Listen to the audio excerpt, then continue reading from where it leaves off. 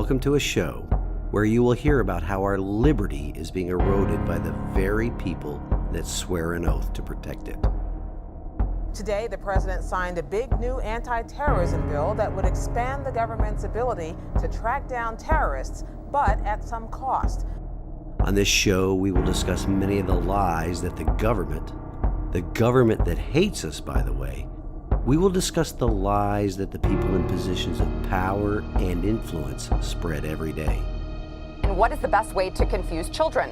Confuse them about their sexuality, confuse them about their gender, expose them to things that their little brains are not ready for yet.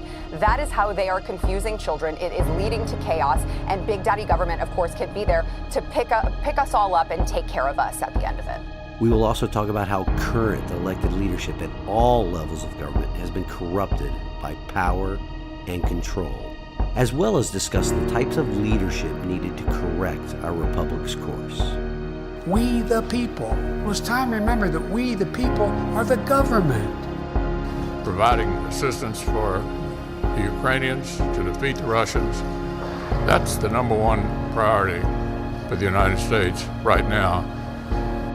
I am your host, Larry Linton, retired U.S. Navy Command Master Chief and prior Tennessee House of Representatives District 12 candidate, and welcome to the Liberty, Leadership, and Lies podcast.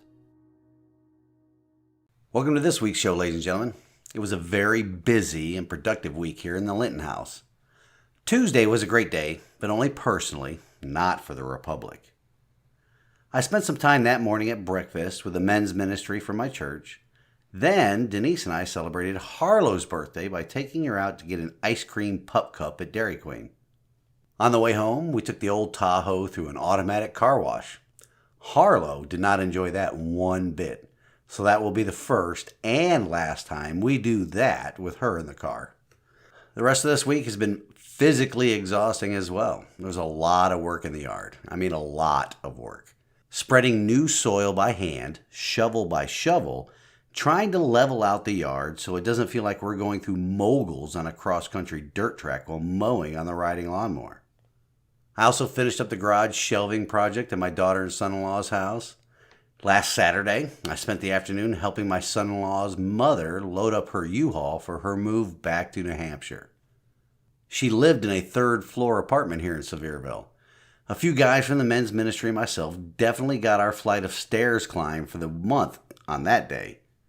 Combine that with the record heat and humidity here in East Tennessee, I felt like I sweated gallons of sweat this whole week. On a national level, the events of Monday and Tuesday this past week, we'll address those a little bit later in the show. First, though, I'm going to discuss how the heat and humidity of the past few weeks ties into this week's topic on lies, and how the government and their allies use these lies to enslave the citizens. Before I talk about how the communists are determined to completely destroy the Republic, I'm going to discuss one of the many illustrations I have queued up for this episode before we discuss Devin Archer's testimony and the subsequent distraction from the Biden crime family's activities with the third indictment of President Trump.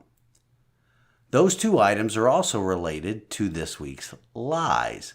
But let's start off with a big lie lately that comes to us from the queen of deceit herself, Hillary Clinton.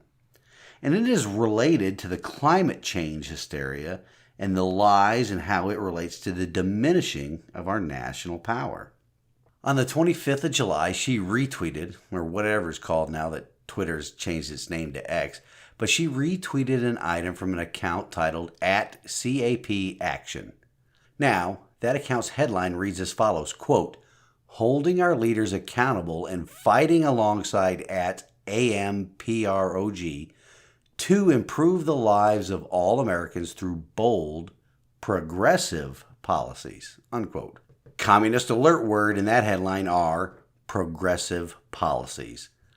The word progressive is very deceitful in nature and is commonly used by the communists because most Americans understand the word progress to mean making things better. As a noun, the word is defined as 1, a movement toward a goal or to a further or higher stage, or 2, developmental activity in science, technology, etc., especially with reference to the commercial opportunities created thereby or to the promotion of the material well-being of the public through the goods, techniques, or facilities created. When the commies use that word, most people relate it to the second definition that I just read. However, what they really mean is from the first definition I read, a movement toward a goal. And just what is the commies' goal? Well, it's complete totalitarian rule and the eroding of our liberty. We'll discussing how that is planned to be implemented here in the United States a bit later based upon the commies' own written words. But first, back to Hillary and her quote tweet last week. CAP Action tweeted a graphic of headlines about the hot weather. Some headlines that even stated the Earth just had its hottest weather in more than 100,000 years. Of course, some sheeple will believe that lie. But I want to see the actual recorded temperatures from that time frame before I lend any sort of credence to their idiocy. Old Hillbags retweeted that with this statement, quote, "Hot enough for you? Thank a MAGA Republican, or better yet, vote them out of office," unquote. I'm not sure in what reality that even makes sense. Is it the MAGA Republicans' fault for the hot temperatures because they voted against Biden's Green New Deal legislation? You remember that bill, don't you? The one that actually passed the Congress and was signed into law? These MAGA Republicans' mere opposition to past legislation is to blame for the warm weather? Oh, before I forget, that term, MAGA Republicans. I guess they've learned a bit from their previous mistakes of calling us a basket of deplorables, haven't they? But this is weird, I think. Just how is Make America Great Again Republicans supposed to be a pejorative? It's almost like a badge of honor, in my opinion. Every citizen of this republic should be heavily invested in making America great, don't you think? Because the opposite of making America great is making America terrible. Here are just a few antonyms or opposites for the word great. Detestable, inferior, insignificant, unpleasant, ordinary, poor. I always say that we should believe the communists when they are speaking. If they are against making America great again, that means they are all in on making America every one of those antonyms of great that I just read. Or, in the words of their dear leader Barack Hussein Obama, quote, fundamentally transforming, unquote, America from what it was into their terrible, dystopian, tyrannical nanny state. Believe them when they speak, ladies and gentlemen. They always reveal themselves, no matter how the legacy mainstream media twists or attempts to redefine their words and actions. It's almost like saying the child sniffer didn't remember he was directly involved in Hunter's business dealings because it happened at a time his other son was dying of brain cancer. Yes, ladies and gentlemen, they are actually trying to sell that idea to an American public that is actually waking up to the criminality, degeneracy, and treasonous activities of the Biden clan. Besides all of the news about Trump, Hunter, and Joe and all that, there's a bit of breaking news that hasn't been discussed widely this past week. That is the news that there are recordings of Ashley Biden, Joe Biden's daughter, confirming that the diary Project Veritas was in possession of is really hers. This means there is documented victim statements of sexual abuse of a child by Joe Biden. So, besides the treasonous activity of Joe while serving as the vice president, there is an actual contemporary victim statement of sex abuse by Joe that is more credible than the statements about Trump made by that weirdo E. Jean Carroll. I'll save that for another day, though. Let's get back to the Hildebeest's tweet. So anyway, let me get this straight. The ideological and evidence-based opposition to government's claims that paying more taxes and destroying America's energy independence, that's caused the earth to heat up, the opposition. The hubris of these communists is amazing.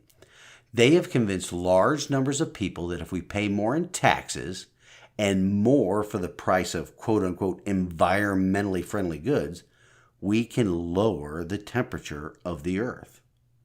This is coming from the same government that taxes our income, the same income that we then use to purchase vehicles that we also pay taxes on, and fill up with gasoline that we pay taxes on, and maintain that vehicle with oil changes, tires, and shock absorbers that we also pay taxes on, all to drive on roads that are filled with potholes that the government is supposed to fix with all of the taxes they collect from us. All of these taxes, and remember, taxes that we are coerced into paying, these taxes the government takes from us, and they ultimately do not fulfill their promises. These elitists, remember, they're just plain communists, are now promising us that they can lower the temperature of the planet if we just pay more taxes, do our part. Oh, and eat bugs. We cannot forget that they want us to eat bugs as well as to not own anything and be happy. Please, somebody tell me which climate change prediction over the last 100 plus years has actually come true. And while you're researching that, please find out just how much tax revenue has already been collected by the government to combat those doom and gloom predictions, along with the associated increases in the cost of living based upon government intervention in the free market to combat climate change. Amazing the web of lies that surround climate hysteria, isn't it? All in the name of progress, right? Progressive policies. Well, yes, as a matter of fact, it is the movement towards a goal. The goal of totalitarian rule by removing our freedoms and enslaving us all to fuel their tyranny with our sweat equity. So anytime you hear one of the communist climate change alarmists screaming that we need to achieve more progress, that is exactly what they are referring to. Their goal of domination and our subjugation, our enslavement. It reminds me of this. I saw a friend share something on social media the other day, and it points to a few things. The first of which is, again, we have to believe these evil people when they speak. We have seen how true that is as it relates to children today, but the chance that the alphabet mafia parades or videos on YouTube about coming after the children is not new. The communists have openly stated their intentions in the public arena for decades now. And because of the apathy of most of the electorate and those people who just want to be left alone, there has not been enough attention paid to their statements before. Which is why our republic has reached this tipping point in history. The item my friend shared were the communist goals that were entered into the congressional record more than 60 years ago. There were 45 of these openly stated goals then, and some of them have already been accomplished, like granting recognition of Red China and admitting Red China to the United Nations. In some of these items, though, they have been overcome by events like the implosion of the old Soviet Union. But let's examine just a couple of them and see how successful these evil people are. Now, I won't list all 45 of them on this week's show, but I will share them on the webpage and on my social media pages. You must examine them for yourself. And then ask yourself if just sitting on the sidelines hoping to be left alone is a good plan. Number 6 on the list of 45 is this: provide American aid to all nations regardless of communist domination. That's just more of that foreign aid stuff, ladies and gentlemen, which is really money laundering. But it does more than just allow the usurpers in elected office to purchase influence with other countries. Look no further than the Biden crime family's dealings in the Ukraine with the $1 billion aid package that Dementia Joe has bragged about on several occasions. But this foreign aid to communist countries accomplishes 3 things. First, it elevates countries that dislike the United States. It elevates or increases one of their instruments of national power. We've talked about the 4 instruments of national power on this program before. The four of them that are captured with the acronym DIME, D-I-M-E. DIME stands for D, diplomatic. That is accomplished through embassies and ambassadors, recognition programs, negotiations, treaties, policies, and international forums. The I is informational. The items that fall into this category include military information, public diplomacy, public affairs, communications resources, international forums, spokespersons, timing, media, and venues for announcements. M is the military part of national power. This includes military operations, engagement, security cooperation, deterrence, shows of force, our military technology, and as well as the size and composition of the armed forces. And finally, E. E stands for economic. This is where foreign aid, the money laundering, this is where that falls into. As well as trade policies, fiscal and monetary policies, embargoes and tariffs and other such things. Like I said, providing foreign aid to communist countries that do not like us very much accomplishes three things. First, it elevates that country's economic instrument of national power. In doing so, it weakens our nation's economic instrument of national power. But Larry will say, we're the richest country on the planet. That can't hurt us. Really? China, a country that I would argue is our greatest adversary right now, has a national debt roughly 1/3 of our nation's. So, who has more leeway or flexibility in their spending ability? Our foreign aid, coupled with vast amounts of government spending here at home, has significantly weakened our economic position. It has weakened our economic instrument of national power. Just look at the downgrade in our credit rating. And it also strengthens the other countries. Bad for us, good for our enemies. Which is point 2. Providing this aid to countries that don't like us very much is starting to tip the scales. There has been a sunset of our national power and influence on the global stage. No doubt some of that is due to the incompetence of the current occupant of the Oval Office, but because other countries sense how weak our national debt has made us, they are forming alliances to further weaken the U.S. dollar on a global scale.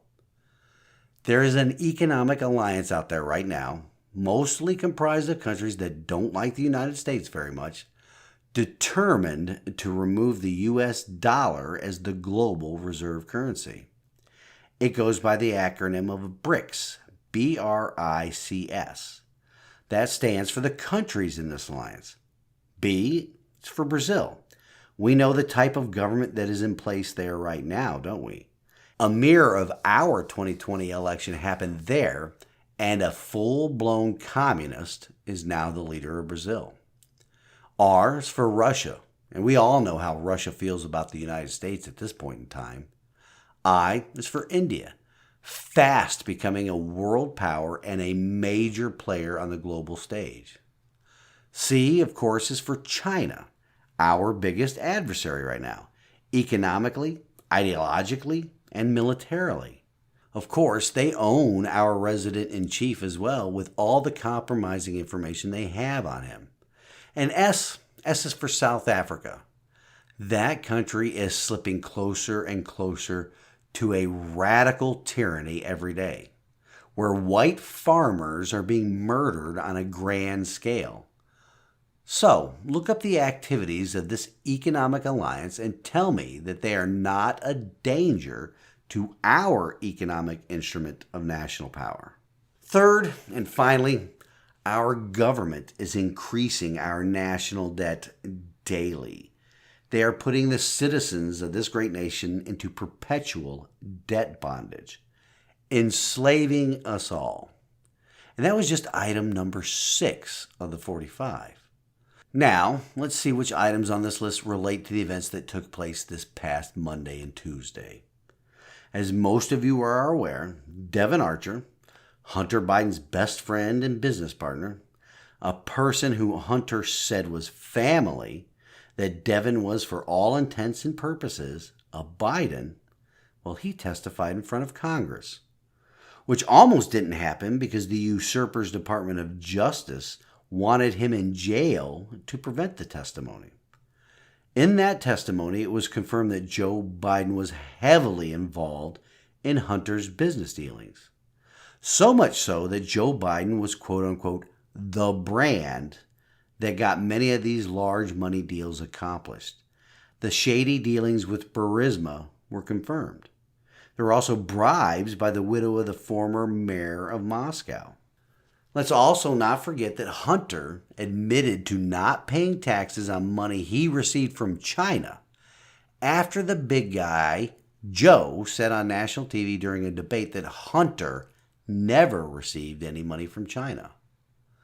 The commies in government and in the media have been trying to sell the public that Joe was only talking about weather or some other such nonsense on these phone calls. I mean, that testimony was explosive. It was damning. And the lengths the media went to on Monday evening and into Tuesday morning trying to explain it all away was hilarious. Hilarious and disgusting. But the events of this past Monday and Tuesday also align with a couple of these items from the 45 stated goals of communists. The first one is number 15. Capture one or both of the political parties in the United States. We know for sure that the Democrat Party has been completely captured by the communists. Look at how they're dealing with the Kennedy family, the longtime Democrat stalwarts. They are trying to destroy Robert F. Kennedy Jr. We also know that portions of the Republican Party have been compromised as well. Now, item number 20 on this list is this: infiltrate the press. Get control of book review assignments, editorial writing, policy-making positions. The way the legacy news media is contorting themselves in defense of the Biden crime family, along with the breathless, continuous report as fact that Donald Trump colluded with Russia to win the 2016 election, is proof positive that they are full-blown Pravda for the communists here in the United States of America. And that goes along with item number 21 on the list. That is to gain control of key positions in radio, TV, and motion pictures. They have not been successful in the talk radio spectrum, but in television and movies, they have been quite successful. Snow White is now Hispanic. The Seven Dwarfs aren't really dwarves. Hollywood and the media are pushing conspiracy theories to downplay the movie Sound of Freedom and how it shows the reality of global child sex trafficking. Item number 33, well, it's on full display this week. That item discusses the need to eliminate all laws or procedures which interfere with the operation of the communist apparatus.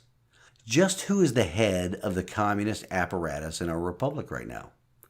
A good argument can be made that it is Barack Obama, and that's an argument that I can agree with. But at this point in time, the face of the communist apparatus is also the head of the Biden crime family.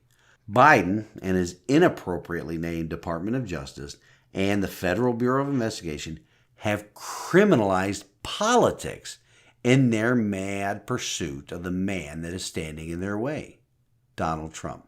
And they are doing it in a way to try and hide their criminality. How so, you may ask? Well, let's go over a timeline of events for the past couple of months, shall we? On the 7th of June, the FBI, quite unwillingly I might add, released documents to a congressional committee investigating Biden corruption and criminality that alleges Hunter and Joe each received a $5 million bribe from Burisma. In order to distract the public and get that news out of the headline, what happens? Well, Joe Biden's Department of Justice indicts former President Trump in the Mar-a-Lago documents case the very next day, June 8th. And that's just a continuation of the dramatic abuse of power against the communist political enemies that began with the unprecedented raid of the former president's home. Then on July 26th, Hunter Biden's sweetheart plea agreement falls apart in court, with revelations about future immunity from prosecution as it relates to violations of the Foreign Agent Registry Act. The DOJ, working with Hunter's lawyers, tried to sneak that in the agreement without any transparency. When the judge in the case started asking questions, neither party could agree on the provisions, and the judge smartly rejected the plea agreement. But the country became aware of the shenanigans that the government and the defendant's lawyers were working behind the scenes to create, and another distraction was needed. What happened on the 27th of July, the very next day? Well, the special prosecutor going after Trump, Jack Smith, who was passed over for a Justice Department promotion under the Trump administration, well, he comes out with a superseding indictment in the Mar-a-Lago case, adding more charges against President Trump, all the while leaking misinformation or malinformation and lies to the press about the case. You see, misinformation, or like I say, malinformation, is only bad for the communists when it truthfully exposes their wrongdoings. Misinformation as it relates to anything to do with Get Trump is perfectly fine for the communists. So what happens next at the beginning of this week? On Monday, the 31st of July, Devin Archer, the Biden family member in Hunter's words, testified in front of Congress. In that testimony, it was confirmed that Joe Biden is the brand they were selling, and Joe himself participated in more than 20 conference calls with Hunter's business partners. His testimony completely destroys Joe's and the rest of the commies' narratives that they have been peddling since 2016. Not only did Joe discuss his son's business dealings, Joe himself was the business. He was the brand Hunter, Devin, and many others, including Joe's brother James or Jim Biden. Joe was the business they were all selling all over the planet. That makes Joe Biden a foreign agent. It also means Joe Biden committed treason and sold out his country to enrich himself. A hat tip goes out to Dan Bongino for this tweet earlier this week that destroys the commies' narrative. Quote, "The Democrats are correct. Outside of the bank records, the suspicious activity reports, the wire transfers, the Privat bank transactions, the LLCs, the texts, the emails, the WhatsApp messages, the photos of Joe with Hunter's business partners, the voicemails to his son, the two business partners saying Joe is the brand, the big guy, and the chairman, the two whistleblowers' testimony, the recorded phone calls between Biden and former Ukrainian President Poroshenko, the video of Joe bragging about firing the Ukrainian prosecutor, and Hunter's statements that he's giving his dad half his income, there is no evidence of Joe Biden being involved." Unquote. That, ladies and gentlemen, that's a lot of evidence. All of it essentially confirmed by Devin Archer's testimony. So, what happens on the 1st of August, the very next day? A big distraction is now needed, bigger than the documents case, too. Here comes the useful idiot with a grudge against Trump again, Jack Smith. He indicts President Trump for January 6th. You know, we're going to cover that indictment next week a bit more in depth and how it is the height of hypocrisy. But the entire timeline I just went over, it demonstrates the implementation of item number 33 on the 45-item list for how the communists want to control America. Believe these evil people when they say something. You know, we'll also go over some more of those items in next week's episode in addition to the corrupt indictment. But for this week, I'm sorry, folks, time has run out and that's it. In closing, we have this week's wisdom from God's Word, and today it comes to us from Proverbs 20:17. "Bread of falsehood is sweet to a man, but afterwards his mouth shall be filled with gravel." The lies our government, the government that hates us, the lies they spread every day in order to enslave us have been very sweet. Citizens of this great republic have been eating them up for decades now. The communists are very adept at making their lies sweet enough for the consumption by everyday Americans. These lies about Donald Trump are meant to further enslave the republic. The comparisons between multiple times indicted Trump and 0 indictments for Biden make swallowing their lies easier. It's like honey with castor oil. How many crimes were Stalin, Hitler, Mao, and Xi, and all the other dictators charged with while they were in power? Exactly 0. But every single one of their political enemies were not only criminally charged, but were also sent to the gulag or to the grave, which is exactly what they are trying to do with Donald Trump. Once again, thank you all for listening this week, and I pray that you enjoy the rest of your weekend.